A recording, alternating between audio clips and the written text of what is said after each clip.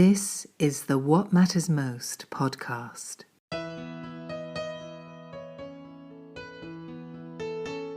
A 100% listener-supported program. And now, here is your host, Paul Samuel Dolman. Welcome back to What Matters Most, my listeners around the world. Thank you for tuning in. I know I have a lot of people that love to read because of the notes you send, a lot of people that love history. We've had a lot of great historians on. It's one of my favorite topics. And today is a real treat. I've been reading his books for years. There's so many good ones. If I named them all, we'd run out of time.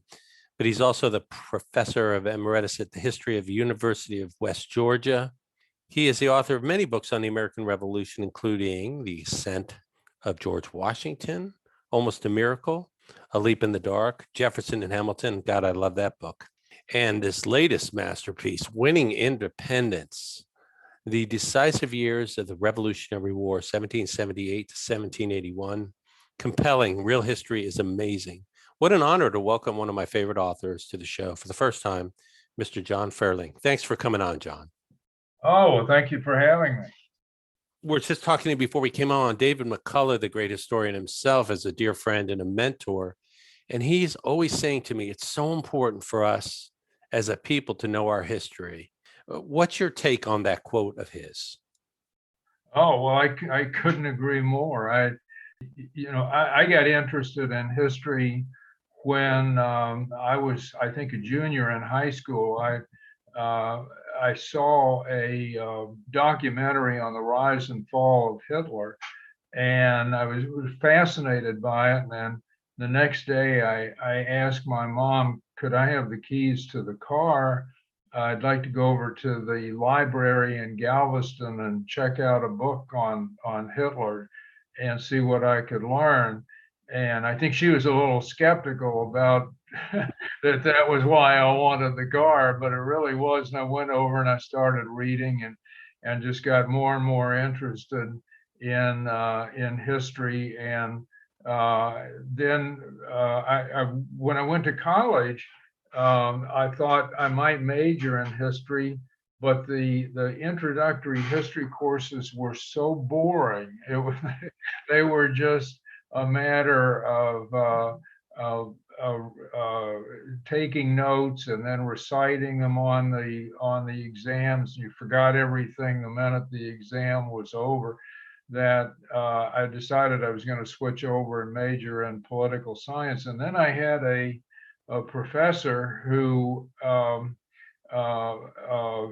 got sick about 2 or 3 weeks into the semester, and they in the time-honored tradition of academe, they ran in the low man on the totem pole to teach the course. And it was a young freshly minted PhD named William Painter. And he walked in that first day and he said, I don't lecture. Here's a list of 6 books. Go over to the bookstore, 6 paperbacks, buy them, and we'll read about 50 pages for each class meeting, and we'll discuss the books. And I thought, God, what have I gotten myself into here? But it turned out to be a transformative experience for myself. I learned that I mean, here was history the way I wanted it presented. And I learned that I really didn't even know how to read a book. Other people in the class were picking up things that I was missing. And so it really became a rewarding experience in the long run for me. And by the time the semester was over, I not only had decided I wanted to study history, major in history, but also to write history. And I went into Dr. Painter's office one day and I said, well, how does somebody get to write books in history? Do you have to be a wealthy man of means? And he said, hell no, you go to graduate school and you teach in college. And I said, well, what's graduate school? And he explained that to me, and I was on my way. So I taught for about 40 years, and I always kept in the back of my mind when I would get frustrated, that maybe there was a student or one or two students out there in my classes who would have the same kind of experience that I had, and maybe I could turn them on to history. So I think history is extremely important. We need to know about our past, and so I couldn't agree more with David McCullough. I love that story. And once again, I'm reminded, he's even told me stories like this. I have them in my own past of the impact of one great teacher can have on a life and many lives. And it has to be that thing where the student lights up. I think of Joseph Campbell, who his work really touched me, but he would say that when he was talking to the students, and all of a sudden you'd hit on something that lit them up. And he would say, that's your bliss, follow your bliss, follow that passion.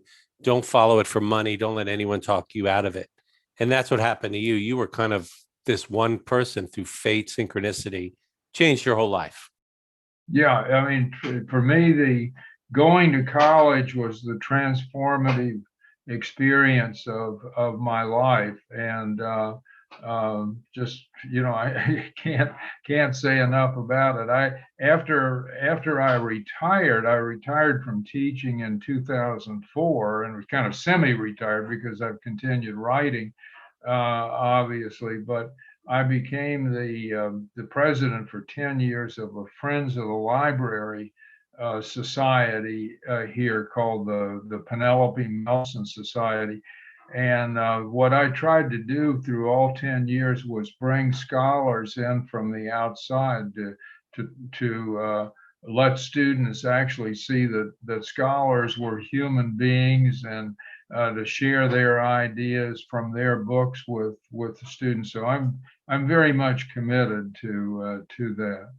Well, it's important. And the other aspect of history, we had the great author of Lies my teacher told me on, so many other great historians. Like, there's always been a battle, it seems, to hide or change or falsify the narrative. I found the history classes I had growing up terribly boring and whitewashed, no pun intended, or literally. But once I discovered the real history through your books and others, David McCullough's, it's the most compelling narrative. And once again, it seems like we're having a national fight on, things that we know happen, like the Tulsa Massacre. And I just learned about Wilmington, North Carolina. I didn't know about that in 1898. Yeah, I didn't know. I mean, I have a PhD in history, and I had never heard of the Tulsa or the Wilmington experience until very recently. And it was just covered up and not something that was taught in school. And I'm embarrassed to say I taught for 40 years, never mentioned it in my classes because I was unaware of it. To not let us both off the hook, but we weren't taught. It was hidden. It wasn't like it was out there and we were lazy. When I found out about Wilmington, I almost fell off my chair. Here I have a show, 800 guests, hang out with historians, read everything in sight. How did I miss that? And then I went deep into it. And then I found out there's these countless incidents like it, that you have to almost be like a true detective, which is part of being a historian or just a curious person. But isn't it damaging for us to not know what happened? How do we move forward and create a great nation, or even a fair one with justice? It's no different than a company or a family if it's based on lies and hiding the truth and flat out malicious intent. Well, I do think historians are doing a much better job now. I sometimes get frustrated when I pick up scholarly journals, and I find a lot of the articles so far out that I have difficulty with them. But having said that, when I came along, historians wrote about 3 or 4 things. They wrote political history, diplomatic history, intellectual history, and that was pretty much it.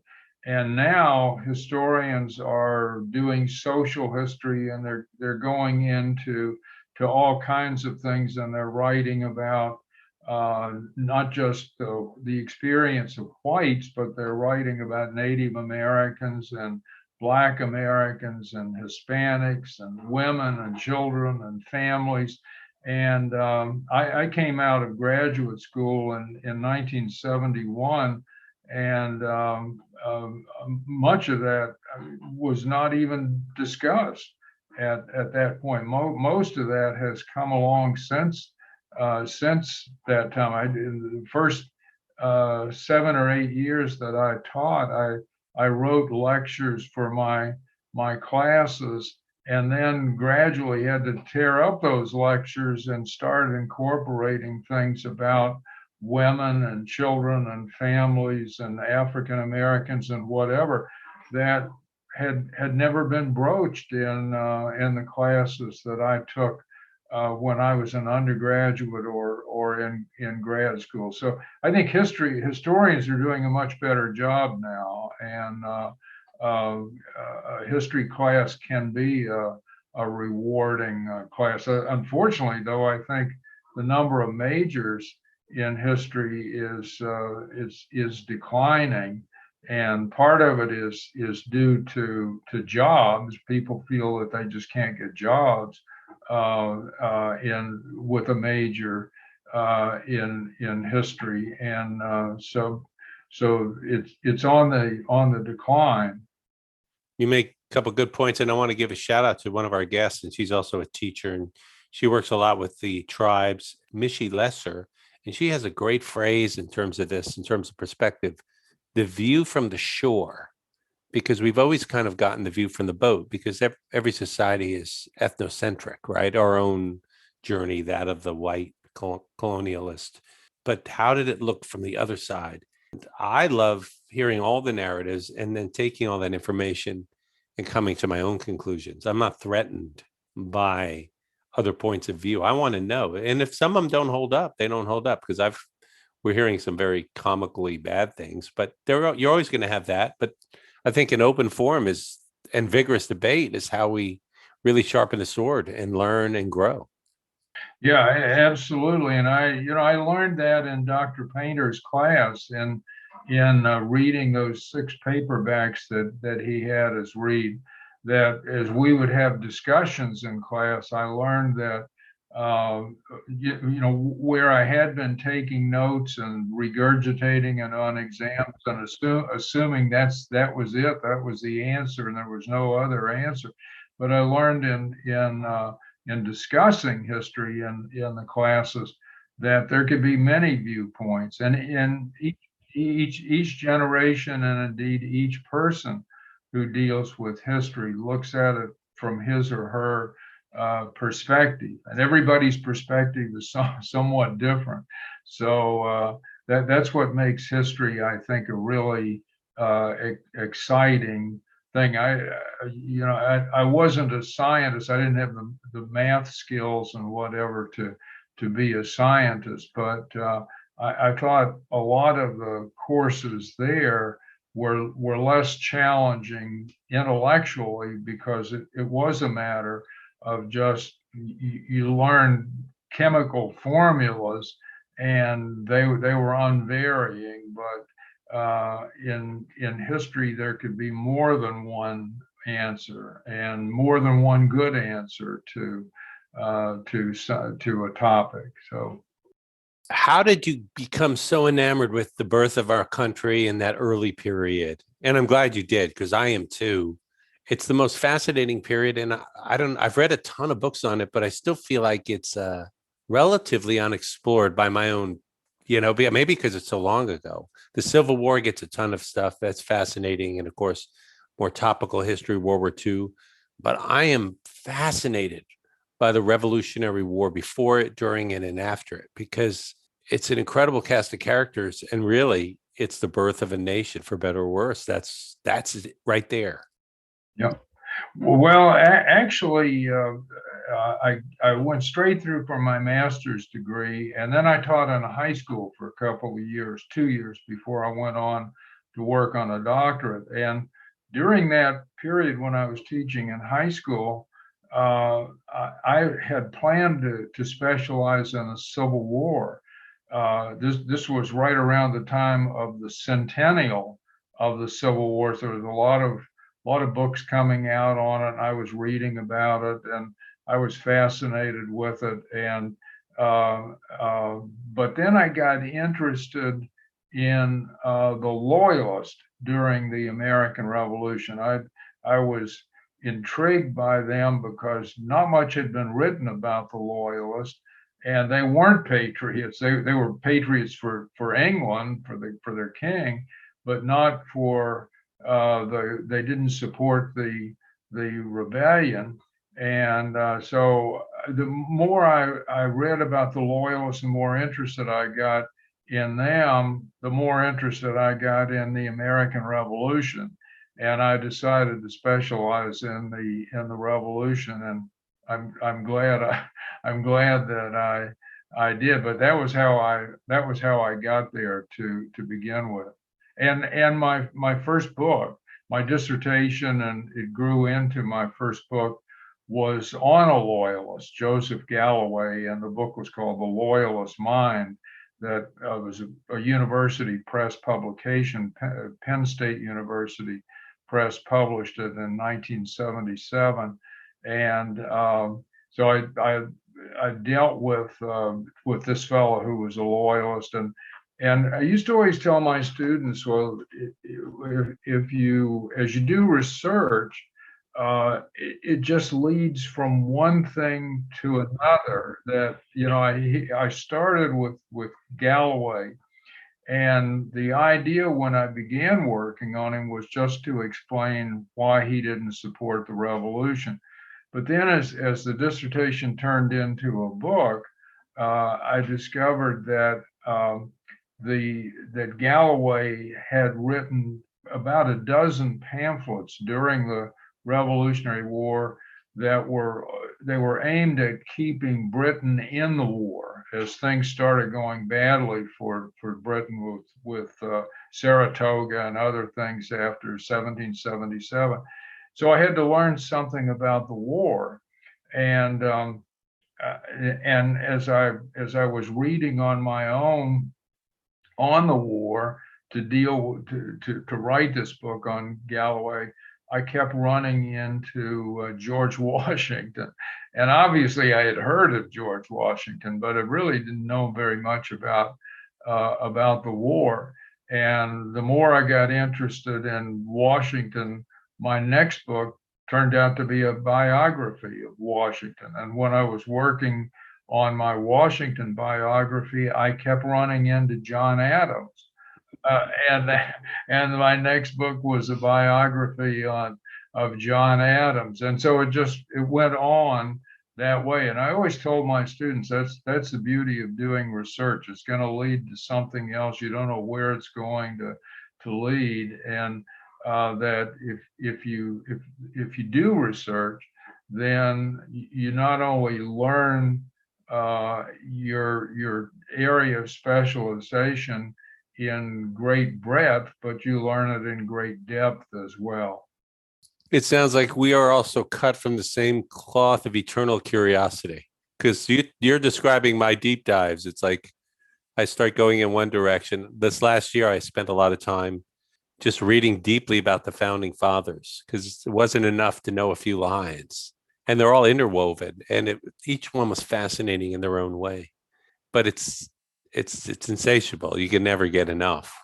Right. And and when I actually don't read much on the revolution for leisure. I read a lot about the revolution, but it's always as part of my scholarly pursuits. But for leisure, when I'm reading history for leisure, I'm usually reading about World War II. In fact, right now I'm reading Max Hastings' book on the Korean War, and the Kennedy assassination is one of the things that's always aroused my interest. I was living in Texas at the time that took place, and as I said, teaching in a high school at the time.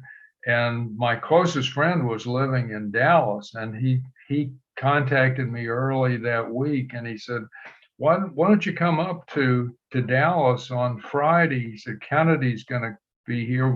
We'll go see the parade. You can stay overnight, and we'll go to a football game the next day. SMU is in Dallas. It was in the Southwest Conference. He said SMU is playing Baylor. We'll go to the game on Saturday.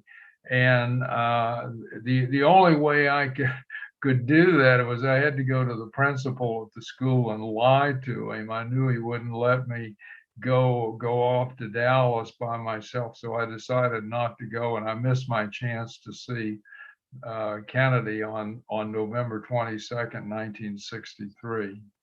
I know it's an odd segue, but what are your feelings on the assassination? Do you think it's a lone gunman? And no way. Yeah. No, I don't.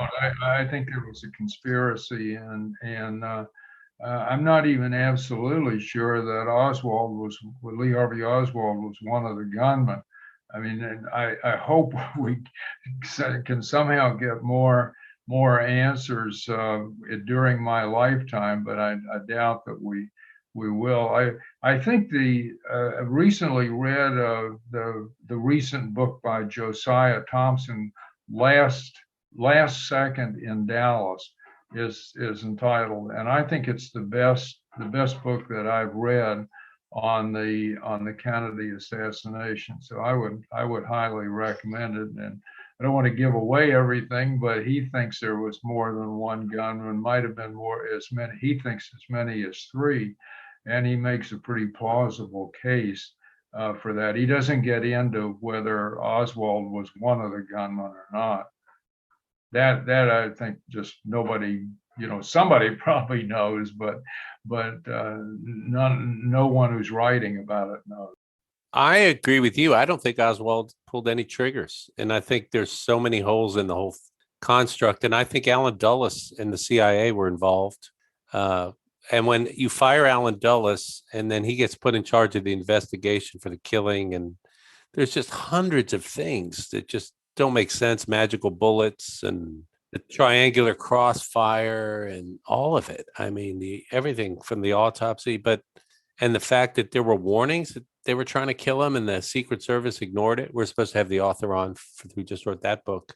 I mean, I know everybody likes a neat, tidy package so they can get back to their Disney movies, but because it would have just been, how would a country have come to grips with its own president, a popular president, assassinated by a portion of the government that had gone rogue in the military-industrial complex? That's just too uncomfortable for most people. That's why you end up with a Warren Commission report, and Jack Ruby kills supposedly the guy who's unguarded, and it stinks, right? I mean, a lot of people have said that, but yeah, I think well, in fact, Josiah Thompson that I mentioned, his book Last Second in Dallas, he was an interesting fellow. He was a philosophy professor in college who abandoned that career, and of all things, he became a private investigator in San Francisco, and he conducted investigations into a number of murders during the course of his career. But he said one thing that I thought was interesting, not in this book. I think I actually saw him in an interview on television about 20 years ago say this. He said with most criminal cases, you start with just numerous suspects, and it narrows down to one thing, sort of like looking at a triangle and going up to that point of the triangle. But he said with the Kennedy assassination, it's just the opposite. You start with the lone gunman idea, but the deeper you get into it, the broader it goes. It's just the reverse of almost every murder case that he was ever involved in. And I just remembered where I know the name. He wrote 6 Seconds in Dallas. Right. 6 Seconds in Dallas came out in the 60s, and the latest one is The Last Second in Dallas. And I won't give away why he titles it that, but when you read the book, you'll see why he does say why he did title it Last Second in Dallas. Sounds like another book to read, and I'm going to invite him on the show. Yeah, I'd be interested in hearing it. Yeah, if you do. And for my listeners, I'm very happy. So if I happen to commit suicide after saying this for no reason, they got me too. Semi-kidding. All right, back to our same subject. You know what amazes me about this whole Revolutionary War? I still can't get over the fact that America won. It's like it borders on the miraculous. And I know there's a lot of key passages. I've read a ton of books on it, but it almost feels like, and this is for the novice view here, for you, this in my view, it's almost like for a lot of it, England didn't take it seriously enough. It was so powerful. It was kind of, there was no urgency, because if they'd moved to really crush it immediately, I don't see how they would have failed. Am I reading any of that wrong? Is that just a dumb opinion? No, I couldn't agree with you more.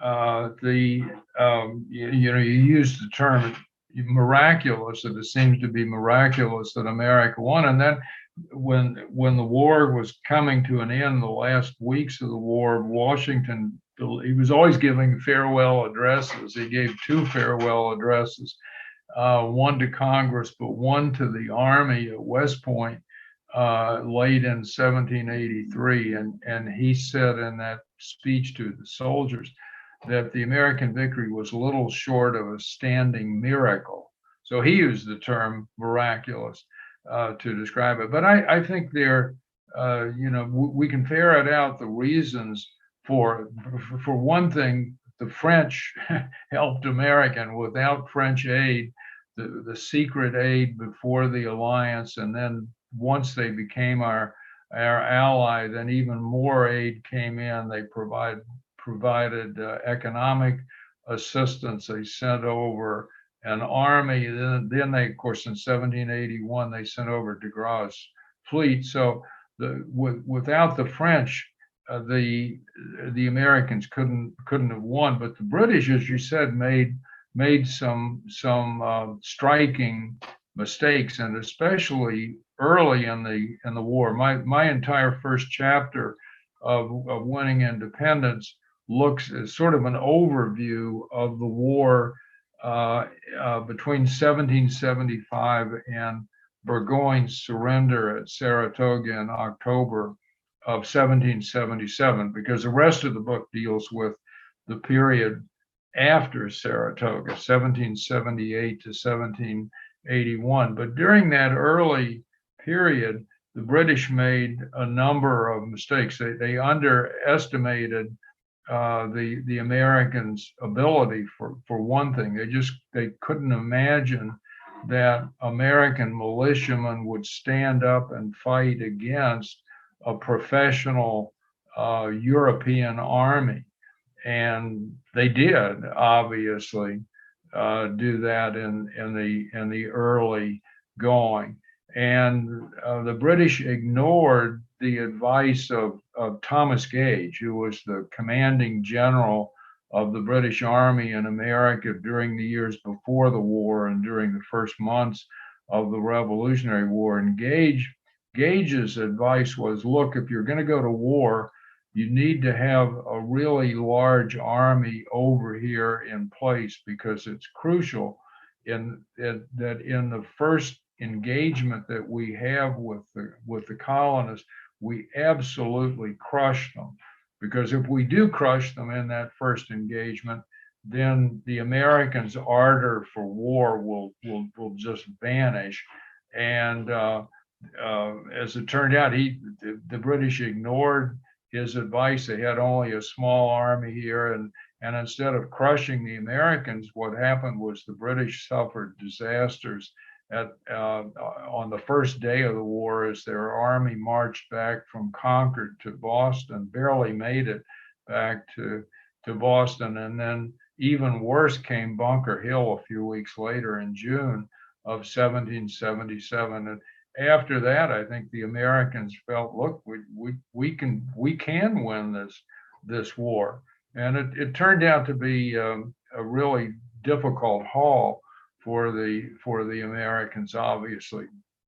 So, and one of the things that I wanted to do with my book is that as I said, it begins really after chapter 1 and that overview of the first 30 months of the war. The rest of the book, something like 15 out of 16 chapters, deal with the period 1778 to 1781. And one of the reasons I wanted to focus on that period was that Saratoga was certainly a crucial event. I wouldn't disagree with that. Here's a whole British army surrendering to the Americans, and it was instrumental in bringing France into the war. But many historians, and I think virtually every textbook ever written on American history, always called Saratoga the turning point of the war. And the result was, I think, that a great many people just felt like everything that the American victory after Saratoga was inevitable. And so they really were much less aware of what happened after 1777. That Americans, I think, were much more familiar with Lexington and Concord and Bunker Hill and Battle of Brandywine and things of that sort than they were with important battles that occurred after 1777, like Cowpens and Guilford Courthouse and whatever. So, but the fact of the matter is that after Saratoga, the war very quickly stalemated, and it becomes a long, difficult slog from in that 4-year period. Washington in 1781 wrote a letter to the chief executive of Pennsylvania, and he said, "I've almost ceased to hope in gaining independence." So it was a long, difficult haul for the Americans, and as late as 1781. The outcome of the war was far from known. It was a very different scenario than, say, World War II, where in World War II, I think by 1943, the outcome was pretty clear. The Russians were driving the Germans back. The Americans were driving the Japanese back. It was just a matter of when the war came to an end, not how it was going to come to an end.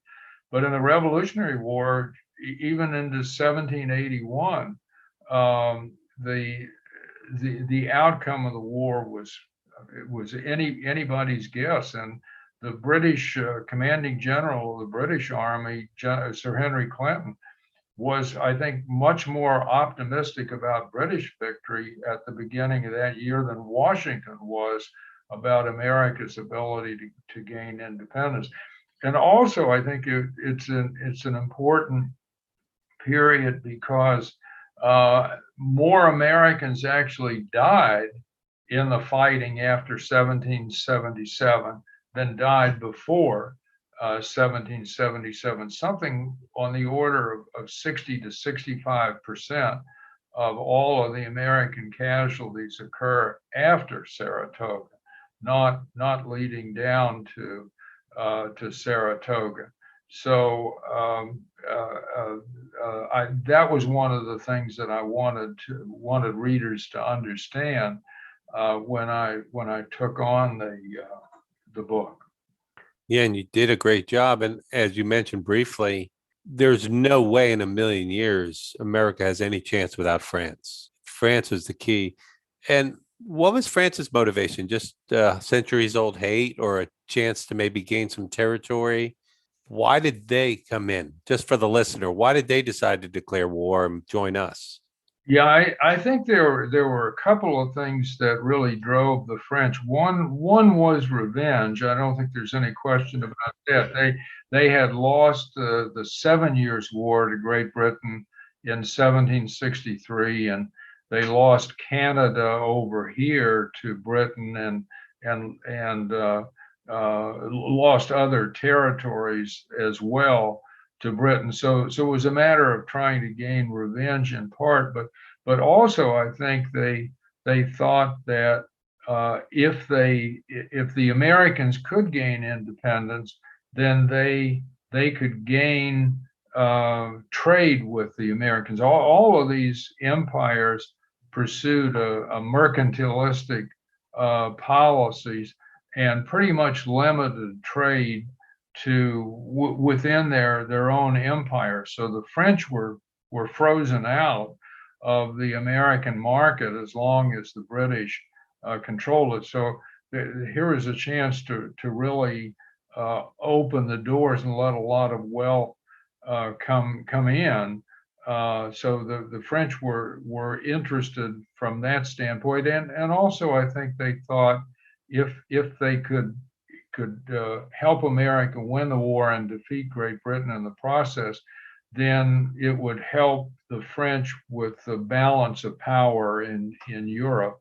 They would be in a stronger position vis-a-vis Great Britain in the European theater down the road. So I think the French had a number of things in mind. The French, of course, didn't support what the Americans really stood for. The Americans were fighting for the establishment of a republic, an anti-monarchical republic, and France was very much a monarchy in those days. So it was a case of sort of strange bedfellows coming together, very much like the United States and Joe Stalin during World War II. And that tends to happen sometimes in wars, and that was a case here in the American Revolution as well. And you mentioned territory. I just wanted to point out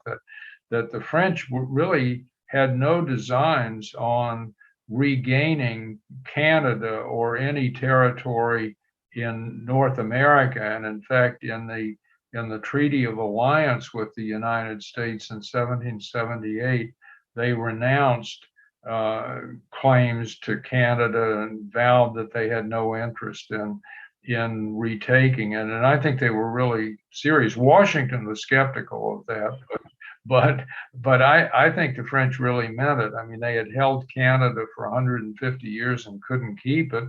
And I think they felt if they got it back again, they couldn't keep it in the long run. So why bother? But they were interested in territory in the Caribbean, and there is some fighting that goes on over in India, and in that area where Britain and France were in competition. And when we talked a little bit earlier about why the British failed during the war. And I think one of the overriding reasons that the French failed was that the British failed in this war was that it ultimately did become a world war, and the British just didn't have the resources. In particular, they didn't have the naval resources to win a world war. And ultimately, I think if the Royal Navy had maintained maritime supremacy in North America in 1781, then obviously Yorktown couldn't have occurred. And probably what would have happened if the Allies did not score that decisive victory at Yorktown, probably what would have happened would have been that since the war had been stalemated for about 4 years, that there would have been a peace conference in 1782. The neutral nations in Europe were pressuring both Britain and France to come to an international conference to try to bring an end to the war. And the neutral nations their trade was being damaged by blockades that the French imposed on the British and the British imposed on the French. And so I think that's probably how the war would have come to an end. There would have been a negotiated settlement in 1782, and with a bunch of European monarchs at the table, it's hard to say what would have happened.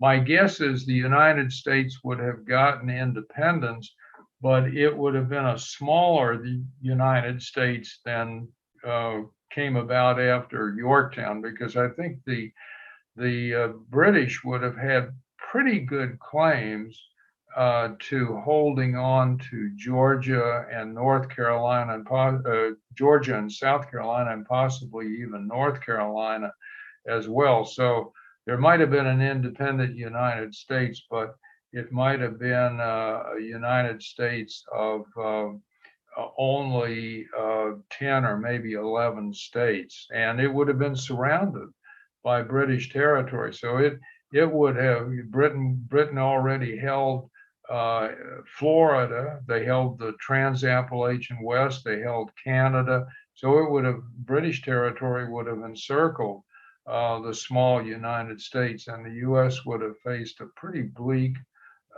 future. And they might have just taken a year or two to regroup and then just really moved in with force before France could do anything.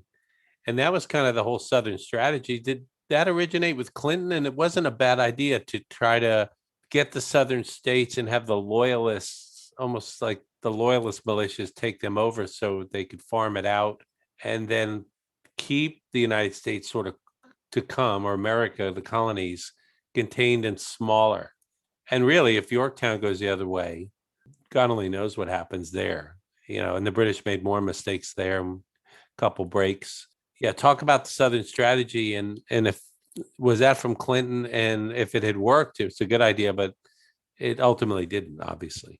Yeah, no, the idea of the Southern strategy was really the notion pushed by Lord George Germain. His position, he was a member of the ministry in London, and he was the Secretary of State for America, or American Secretary as he was called, which made him not only responsible for affairs in the North American colonies, but he was also responsible for the British Army in America during the war. So he's in effect something like a minister of war. And after Saratoga, there are many people in England wanted to drop out of the war altogether. In part, some thought it's just a hopeless situation. We can't win this war. We've been at it for 30 months, and here we lost an entire army at Saratoga. And many others wanted to get out before the French came in, and that the British had to fight not only the Americans and the French. So what Germain pushed was the notion of remaining in the war, but changing British strategy. To this point, the British had tried to first of all defeat the Continental Army if they could, and obviously they had failed to do that in the campaign of New York and the invasion of Pennsylvania and New York in 1777. And they had tried to occupy northern states, particularly New Jersey, and they really hadn't succeeded there either. So what Germain came up with was the idea of turning their attention to the South, and in effect, really kind of turning his back on the North as an unwinnable situation, and focusing on the South. And one of the enticing things about the South from Germain's point of view was that he believed, and I think he was correct, subsequent studies by historians have largely demonstrated that he was correct in this, that a greater percentage of Southerners remain loyal to Great Britain than was the case in the North. And it was for a whole variety of reasons, part somewhat religion, because of the strength of the Anglican Church in the South. There were divisions within the South between the back country and the coastal areas. Anyway, Germain thought that that a great many Southerners would take up arms for their king. And so, and they did, because once the Southern strategy is implemented, and it's Clinton who has to implement it, but he didn't design it or create it. Once it is put into operation, then the British, for really the first time in the war, began to try to recruit the loyalists into their army and into their militia, and they created what they call provincial regiments, and these were regiments that were perhaps led by a British soldier, but they were peopled by loyalists, and they weren't all from the South. There were a lot of New Jersey and Pennsylvania, New York loyalists who joined those provincial regiments as well, but a great many of them were Southerners. And they also began, once they went into the South, to create a militia system. And so the general idea was that the British Army, regulars and these provincial regiments, would push the rebels out of an area, and then the loyalist militia would come in behind them and occupy that area and finish the job of pacifying that region. And I think some things went wrong with the strategies. I mean, it went well at the very beginning. It's really put into to operation in the summer of 1780. Clinton organizes a huge expedition that comes down from New York to take Charleston, South Carolina, and he succeeds in taking Charleston in May of 1780 after a siege of about 6 weeks. And then he appoints General Cornwallis, Charles Earl Cornwallis, to be the commander of the British Army in the South, and it's Cornwallis's job to pacify the backcountry in the Carolinas and Georgia, and retake control of those states, and so, or the colonies, the British would have called them. And after a while, things started going badly for the British because a vibrant partisan movement develops in the South. Lots of people began to follow people like Thomas Sumter and Francis Marion and Andrew Pickens, and it becomes a guerrilla war, a civil war that's being fought to drive out the British that they regard as the oppressors. And as Clinton begins to see this unfolding, he begins to rethink the strategy. He can't do away with the Southern strategy because his orders are to implement Germain's plan with the Southern strategy. But Clinton begins to refashion a strategy which I think might have worked if he had been able to do it unhindered.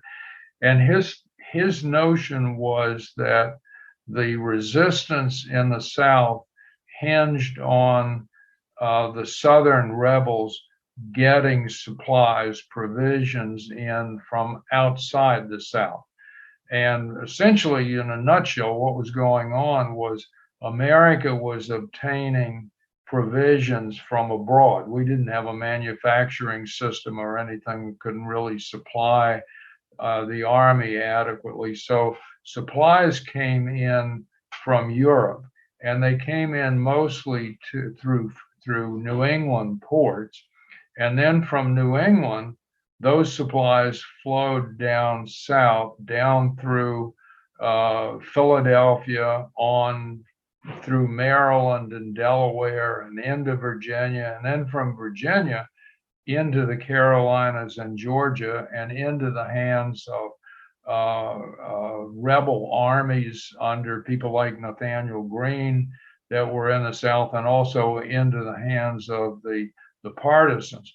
And so Clinton felt in 1781, if I can shut off the flow of these provisions, we'll starve the rebellion out of existence. And so to do that, he comes up with a twofold answer. He puts, for the first time in the war, he puts a large army into Virginia.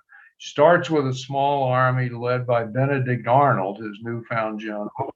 And then he decided, well, Arnold only had 1,800 men. It was too small. It was vulnerable.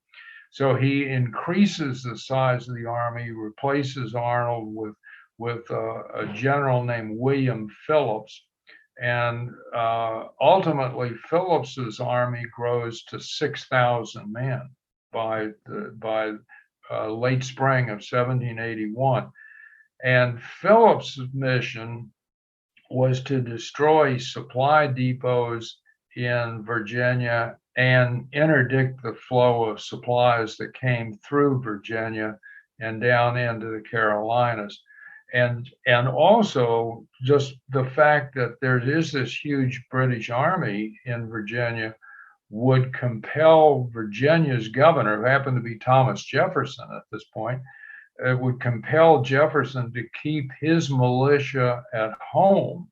So whereas Virginia had sent large numbers of hundreds, even close to 1,000 or so militiamen down into the Carolinas, they would be kept in Virginia. And so that was stage one of Clinton's strategy.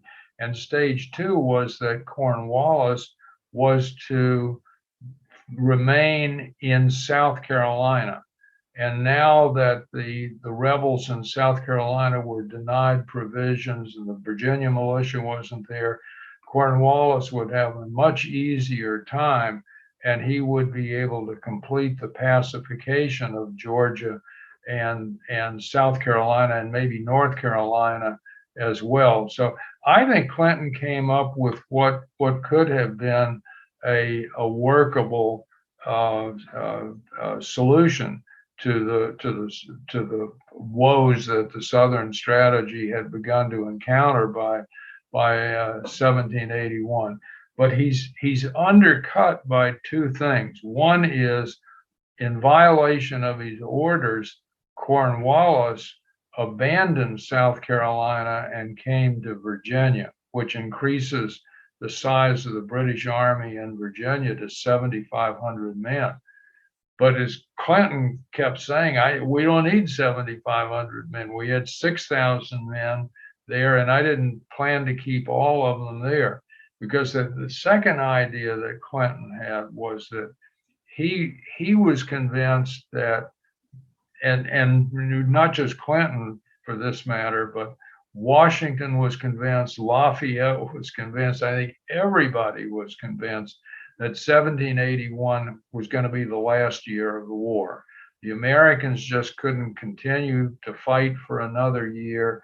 And France had been in this thing now for years, and they hadn't accomplished one single thing. If they didn't accomplish something in 1781, they were probably going to use one of this call for a European peace conference as a face-saving way of getting out of the war. So Clinton was convinced that 1781 was going to be the last year, and he was convinced that the Allies, the French and the Americans, were going to make a strike somewhere. And there was essentially only two places they could make the strike. They would either go into the Chesapeake and go after the army in Virginia, or they would attack New York, which was really a big prize. The British had held New York since 1776. And Clinton knew from his intelligence reports that Washington wanted to go after New York. And Clinton felt that he could beat the Allies in New York. The British had held it for 5 years. They had prepared their defenses in New York. They would have been a really worthy adversary. And as long as the British maintained naval supremacy, Clinton felt they could repulse an Allied attack in New York. And so what Clinton planned to do from the very beginning, he tells General Phillips, remember that he had sent into Virginia back in the winter of 1781. As early as that point, he says, my plan is I'm going to withdraw all but 2,000 of the troops in Virginia and bring them back to New York in preparation for this Allied attack or siege, whichever it happened to be, that would occur probably in the late summer of 1781. And so had he been able to do that, and had there been only an army of 2,000 people, a British army of only 2,000 men in Virginia, then I think sort of an intriguing question comes up. If the French had to score a decisive victory in 1781, would they have fooled around with an army of only 2,000 men in Virginia? Would that have been a substantial enough victory to qualify as a decisive event in this war? Or would they have been forced to attack New York? And if they had attacked New York, what would have happened? Was Clinton right that he could repulse an attack? But what went wrong, other than Cornwallis having come to Virginia, was that that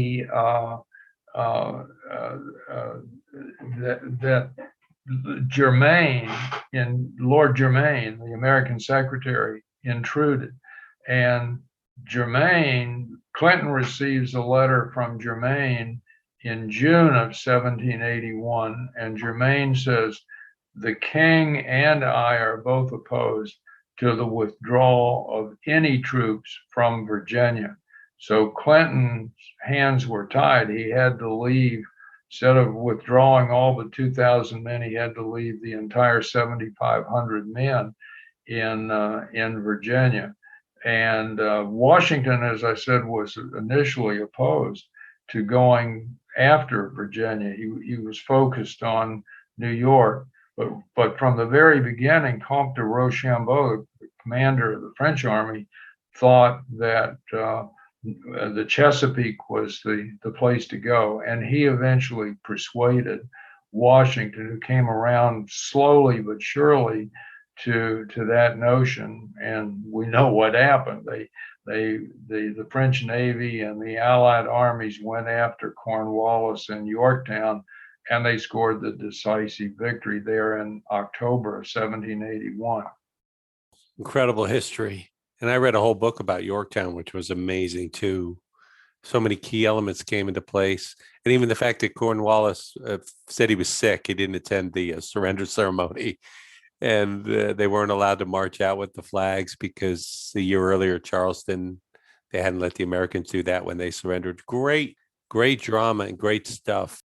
Yeah, and really, Yorktown is amazing because, if you stop and think about it, almost every plan that was devised by every army in this war went awry. Nothing ever worked out like they planned. But at Yorktown, everything worked out exactly right. And they're doing this in an age before you have telephones and computers and whatever. And somehow the French, who were up in Rhode Island in the spring of 1781, managed to coordinate this with a French fleet that's in the Caribbean and has to come from the Caribbean to the Chesapeake.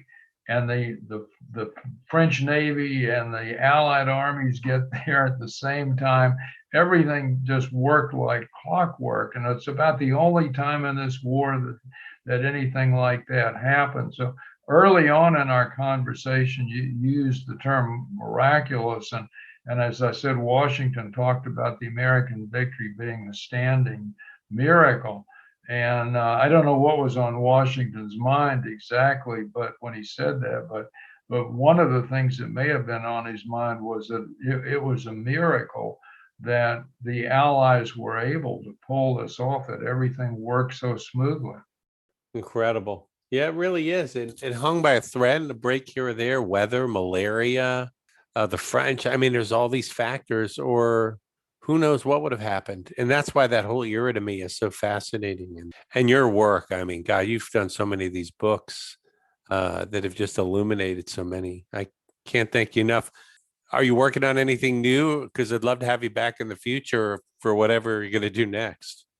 Well, I hope to, but the problem I faced is that because of the pandemic, the library that I work in and where my office is located has been closed since March of last year. So I haven't been able to get into the stacks and look around and to see what I might be able to do. And until the library reopens, which I think it will in August, then maybe I'll be able to come up with a topic. But as of right now, what I've been doing is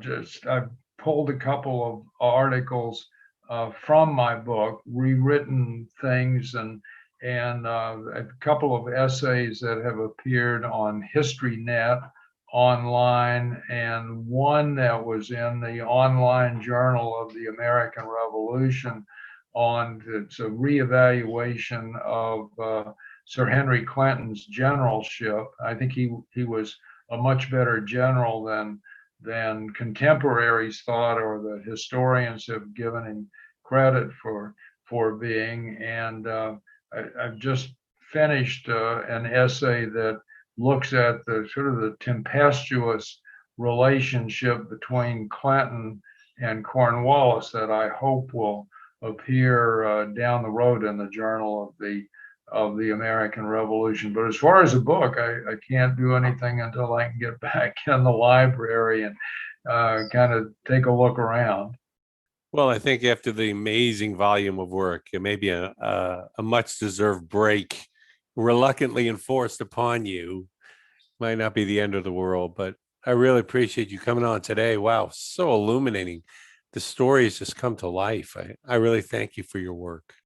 Well, I really appreciate you having me today.